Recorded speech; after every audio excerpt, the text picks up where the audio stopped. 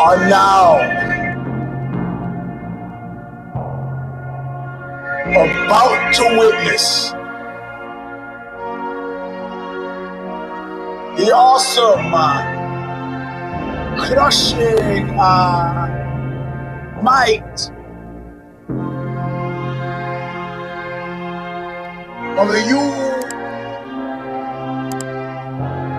Eugene S. Robinson show.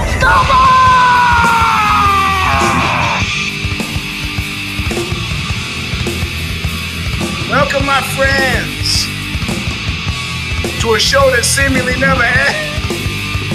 This is version 371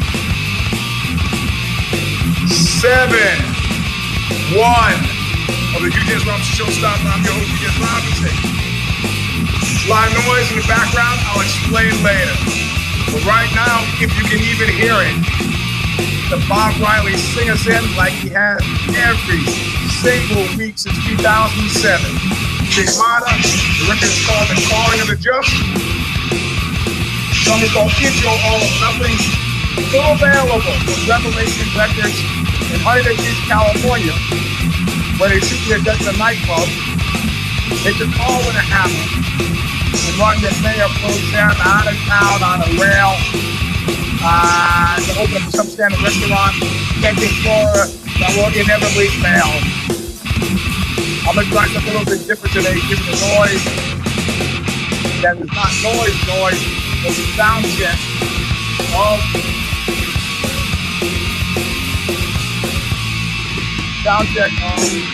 the band today. Like, give me this. Listen well. I'm on my way back to nowhere. I took my time, But I could not see so clear, but I'll take it real good. Look at you. Now I'm taking a Real good look at your face. I'm on my way back to there, So please pay back and for always nothing. All right, my friend. All right, so let me try something I haven't tried in a long time. You remember I used to use these to mollify folks who were saying that the audio on the show was crap and that they didn't like it. So let me try it. Let me try it here. Okay. Can you hear me? Can anybody hear me? Does it sound markedly different? Yeah, man. No. I told you, P. Diddy, you can hear me. Good.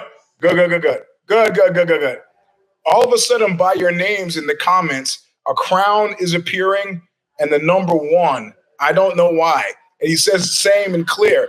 Well, what you guys are hearing for free is as quiet as I can get it. Today is the day sound checking. And they just played one whole song. I would venture a guess that it probably sounds okay. You know, some guys got it in the blood. They got to play.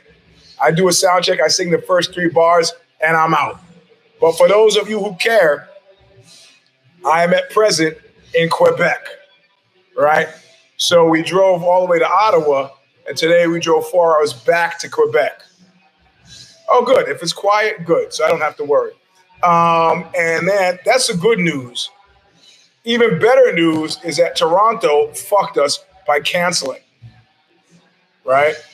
Now, I'll give it to you straight up. They were unhappy that ticket sales weren't what they thought they should to justify the $4,000 price tag that we charge.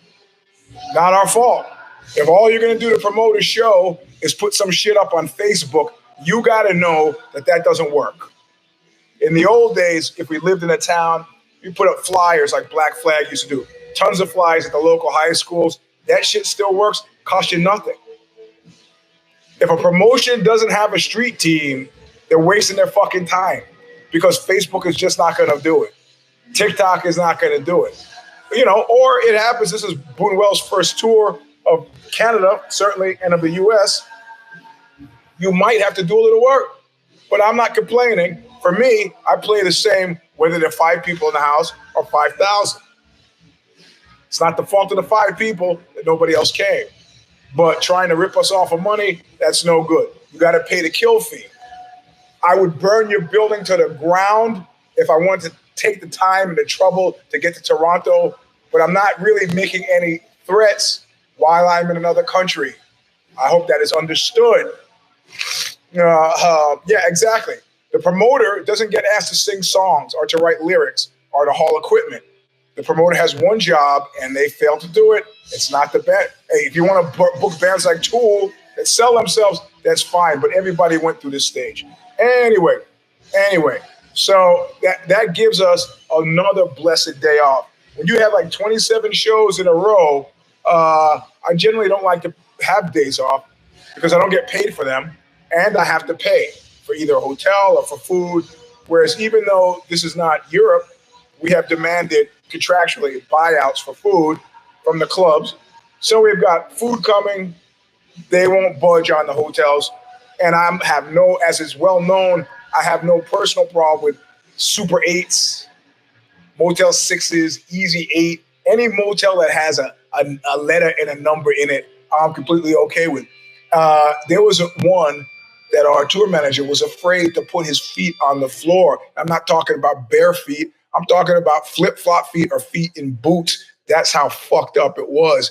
I was certainly pleased to be there because I can always wash my feet. I can't sleep in the van. Why can't you sleep, Mr. Robinson? Why can't you sleep in the van? Well, because I'm afraid the person driving will fall asleep and kill us all. Not gonna fucking Cliff Burton me out on the roads of America. Not gonna happen. But that's not what we're here to talk about. I'm just trying to give you a setting about where it is I am. Strangely enough, I got into Canada this time.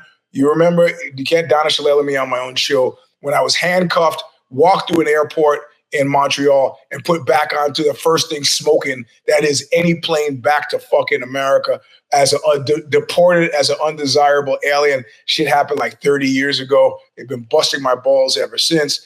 We pull up to the checkpoint to get in. I said, fuck, let me put on this knee brace. Let me get the cane. Let me put on the elbow brace. Let me old man it right up to the counter. And this is exactly what I did. I had a secondary discussion with somebody, but they didn't ask about the incident from 30 years ago. They were like, let's get this fucking poor old crippled man out of here.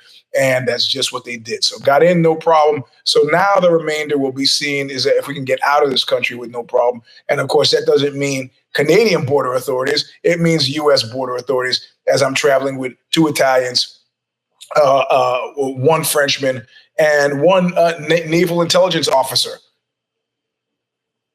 How he ended up our tour manager and driver, I don't know. The guy's got safe houses all over the place. He's like, I was visiting a friend in Ghana.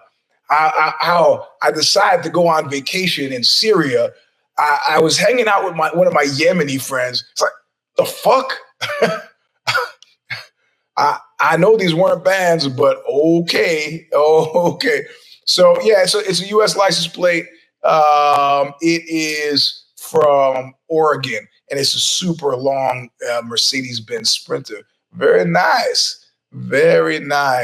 I'm sitting in the front seat so I can stretch my leg, and we are a touring party of 6, except in Canada, our merch woman, also our video chronicler, also the guitar player's wife, stayed in New York because she was afraid of being deported from Canada in some weird twist. So she stayed, doesn't pick up with us again until Chicago. This is all, I'm telling you this all now in lieu of a tour diary, which I have not written. Yeah, exactly, man. He's got some good stories, but they're all kind of fuzzy. And I go, how many languages do you speak? He's like, I don't speak any languages. And I was like, uh-huh. He goes, no, I don't. He goes, my job was mostly to transport the money. Dude is 6'6", probably about, 280 pounds, not going to blend in. Carrying money makes sense. But from Southwest Virginia, good old boy.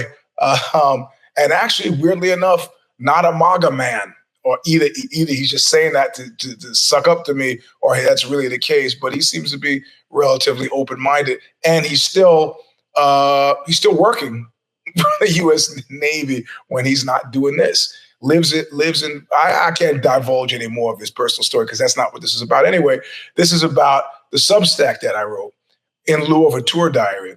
Now, if you follow me on Instagram, I've been putting up pictures, kind of a photo diary. I'll fill that shit in later, like maybe next week. But always, of course, it is about what's obsessed me in the week before. Now, if you read the Substack, you know it is about how America murdered itself, right? Instantaneous.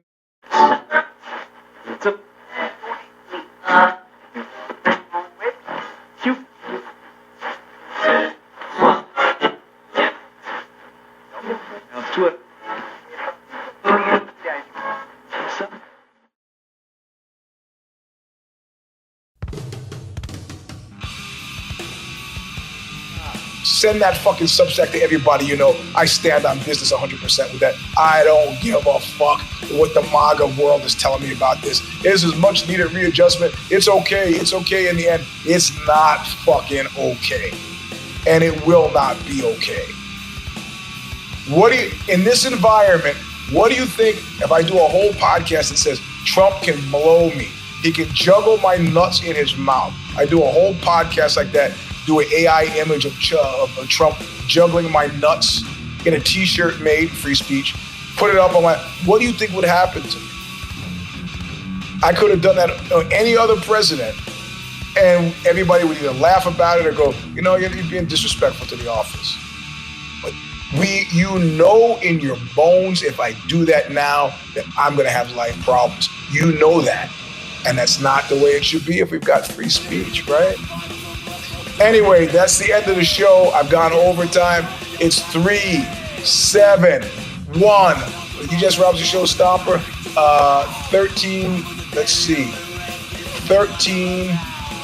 7 days from now is the 13th. I don't know where I'm going to be. I'm going to try to be in a place I think I can do, given the fact that Toronto canceled. I think I'll be able to comfortably do If the Shoes Fit this week. We recorded Bad Boss Beef last week, so it comes out on Wednesday of this week. It stopped raining. I should be able to get to Niagara Falls without further incident. Get a good sleep tonight. Play my ass off tonight here in Quebec. But I think I'm done. And nobody said anything about, all right, yeah, TM, I'm going to see you Wednesday. All right. Nobody said anything about needing the show to be kept up an hour. So as soon as I get out, I'm going to make it private.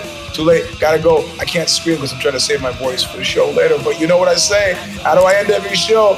Look what you made me do. Don't die, bloody. Don't die.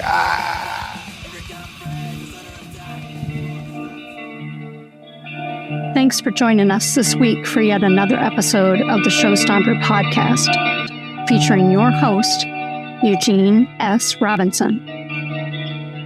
Follow Eugene's weekly newsletter, which is a soaring hit, over at eugenesrobinson.substack.com. If you're still hanging on to Twitter, he's there at Eugene S. Robinson. While you're at it, you can follow him on Insta at Mr. Sleep 3. That's the number 3. For more episodes of the show that seemingly never ends, go to showstopperpodcast.substack.com. Eventually, it will house all the Knuckle Up archives we can locate. We already have all the jiu-jitsu breakdowns for free. Check out Eugene on the Bad Boss Brief podcast, as well as the If the Shoes Fit podcast.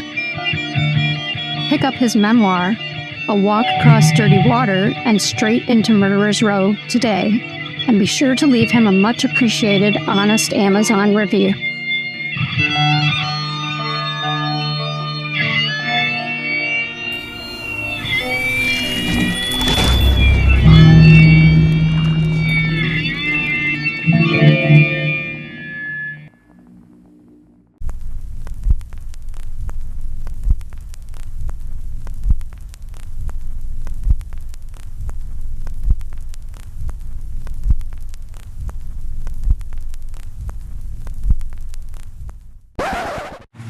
Hey, are you still there? I'm here too. This is me, June M. Williams, Eugene's producer. The Show Stomper has been produced since 2015 by Original Designs, owned and operated by myself, June M. Williams. I provide Eugene with things like videography, original show graphics, motion graphics, show logos, podcast syndication, social media, and more. I can be reached at orijunels@gmail.com, which is spelled ORIJUNELS@gmail.com.